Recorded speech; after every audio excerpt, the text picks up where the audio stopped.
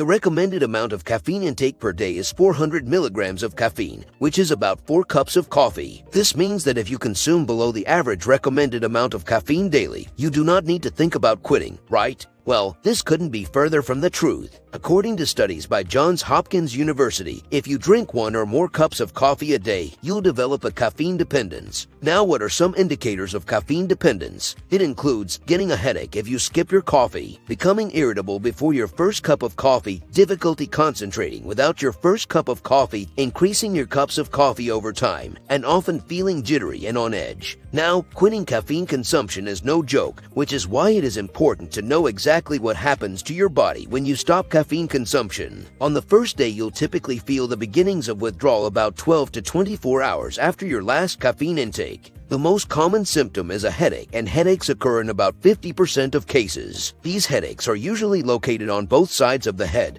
and worsens with physical activity. The second and third day are said to be the most difficult days when withdrawing from caffeine. Your headache and any other symptoms will peak between the 20 to 51 hour mark. During this time, you may also experience some constipation, as caffeine is known to stimulate the digestive system. It is important to keep your hydration up throughout the withdrawal phase, but especially at this point, as it can help ease some of the symptoms. Making some fresh fruit juice or smoothies and getting a lot of rest can also help. At this time, some people may also experience some confusion. However, it is important to know that withdrawal symptoms and the intensity of these symptoms will vary from individual to individual, depending on your level of caffeine dependence. Some other symptoms that may occur on day 3 include feeling lethargic, having dry eyes, and feeling a desire to sleep. By day 4, some individuals may begin to experience mood swings, while others might notice their headaches, anxiety, and confusion begin to disappear. By the 5th to 9th day, some individuals may start to feel great and energetic, while others may still suffer from some lingering symptoms. The headaches may persist but should not be as terrible as they were the previous days. Another symptom worthy of note is that your appetite may increase, as coffee is known to contain chlorogenic acid that is thought to suppress hunger, and getting off of caffeine may leave you feeling hungrier. By the time most people get to the 9th day, they are over all of the symptoms of caffeine withdrawal and really begin to reap the benefits of quitting caffeine. Remember to stay hydrated, as this will help with the headaches. Now that you're on the other side of the withdrawal symptoms, what benefits does your body reap? For all of the trouble it went through, you'll get better sleep, balanced hormones, lower blood pressure, whiter teeth, balanced brain chemistry, slower aging,